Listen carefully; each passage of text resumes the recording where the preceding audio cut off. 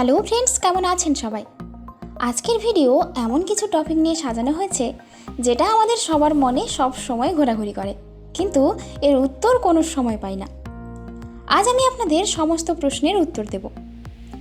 আপনারা ভালো করেই জানেন মার্কেটে বরফের কত ডিমান্ড। তাছাড়া আপনারা দেখে থাকবেন বিশাল বড় বড় চ্যাং সমস্ত জায়গায় দেখতে পাওয়া যায়।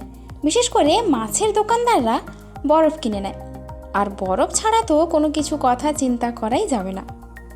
এছাড়াও যে দুধ ফ্যাক্টরিগুলো রয়েছে বা যেখানে দুধ ট্রান্সফার হবে সেখানেও বরফের দরকার হয়। এমনকি কেমিক্যাল ফ্যাক্টরিতেও বরফের প্রয়োজন পড়ে। এখন হলো রমজান মাস, আর এই রমজান মাসে সব মানুষই চায় ঠান্ডা পানি ও শরবত খেতে। কারো কারো বাড়িতে ফ্রিজ আছে, আবার কারো কারো বাড়িতে ফ্রিজ নেই। তো সেই জন্য যাদের ফ্রিজ নেই তাদের কোনো চিন্তা নেই, কিন্তু যারা খুচরো পানি বা বরফ বিক্রি করে তারা ফ্যাক্টরি থেকে বরফ নিয়ে এসে গ্রামে গ্রামে বিক্রি করছে।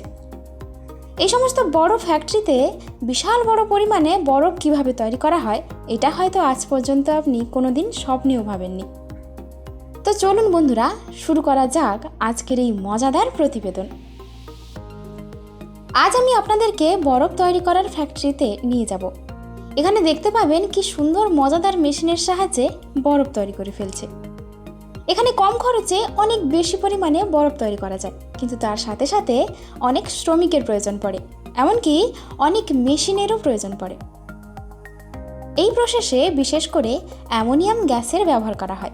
শুধু তাই নয়, এর সাথে লবণ এবং পিওর ওয়াটারও ব্যবহার করা হয়। বরফ তৈরি করার জন্য সর্বপ্রথম যে প্রধান কাঁচামাল লাগে সেটা হলো পানি। দেখুন বন্ধুরা, এটা হলো সিলিন্ডার, আর এখন যেটা দেখছেন এটার মাধ্যমে পানি ফিল্টার হয়। এটি হলো কনডেন্সার। এখানে হিট রিয়াকশান হয়, আর এখানে অ্যামোনিয়ামের ব্যবহার হয়। এতে পাম্প লাগানো আছে। এই পাম্পের মাধ্যমেই ওপরের দিকে পানি স্প্রে হয়।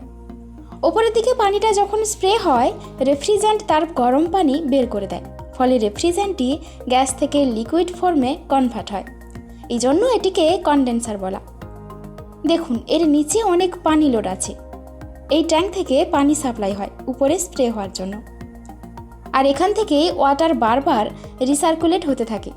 তবে অনেক দিন হয়ে গেলে পানি চেঞ্জ করা হয়। এটা হলো কম্প্রেসার। আইস প্ল্যান্টে যেহেতু অনেক ঠান্ডার প্রয়োজন হয়, সেই জন্য এই মেশিনটির ব্যবহার করা হয়। এটা হলো ফিল্টার। কম্প্রেসারে যে তেল থাকে, কখনো কখনো এই তেল আর রেফ্রিজারেন্ট একে অপরের সাথে মিশে যায়। সেই জন্য এই ফিল্টারটি রেফ্রিজারেন্টটাকে ফিল্টার করে আলাদা করে দেয় এবং পরের প্রসেসের জন্য সামনের দিকে পাঠিয়ে দেয়। দেখুন বন্ধুরা, এখানে পুরোটাই কাঠ দিয়ে ঢাকা। এটা হলো আইস প্ল্যান্ট। এই কাঠের নিচে কি আছে বুঝতে পারছেন না, তাই তো? কোনো চিন্তা নেই, আমি আপনাদের বুঝিয়ে দিচ্ছি। এই কাঠের নিচে বরফ তৈরি করার ছোট ছোট কন্টেনার রয়েছে। এখানে একেবারে মোটামুটি 100 টন আইস কিউব তৈরি হয়। সর্বপ্রথম ওয়ার্কারের সাহায্যে পাইপ দিয়ে কন্টেনারগুলির মধ্যে পানি দেওয়া হয়। তারপর দেখুন বন্ধুরা, এই লোকটি কিভাবে পা দিয়ে কন্টেনারটিকে ভেতরে চাপ দিচ্ছে। এটা দেখার পর তো আমার আর বরফ খেতেই ইচ্ছা করছে না। এটা দেখে আপনাদের কি মনে হচ্ছে কমেন্ট করে অবশ্যই জানাবেন। সে যাই হোক, আসল কথায় ফিরে আসা যাক। এবার কাঠগুলি দিয়ে কন্টেনারগুলিকে ঢেকে দেওয়া হয়।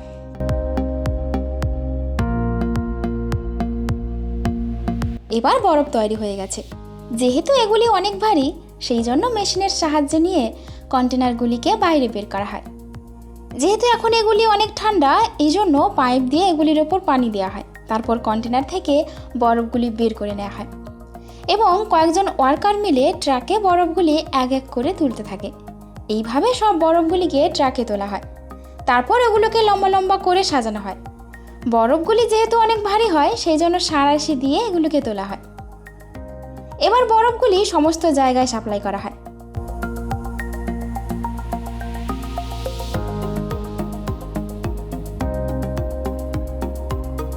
বন্ধুরা, আপনারা যদি এই বিজনেসটি করতে চান তাহলে আপনারা কম খরচে অনেক লাভ করতে পারবেন। বিশেষ করে মাছওয়ালারা এই বরফ বেশি পরিমাণে কিনে থাকে। তো বন্ধুরা, আশা করি ভিডিওটি আপনাদের ভালো লেগেছে আর অনেক হেল্পফুল মনে হয়েছে। আমরা আপনাদের জন্য আরও এরকম মজাদার মজাদার ভিডিও তৈরি করে রেখেছি। লিঙ্কে ক্লিক করে আপনারা এই সুন্দর মজাদার ভিডিও আনন্দ উপভোগ করতে পারেন। তাছাড়া ভিডিওটি যদি ভালো লেগে থাকে তাহলে একটি লাইক অবশ্যই করবেন। আর চ্যানেলে যদি নতুন হয়ে থাকেন তাহলে এক্ষুনি চ্যানেলটিকে সাবস্ক্রাইব করে পাশের বেল আইকনটি ক্লিক করুন। ধন্যবাদ।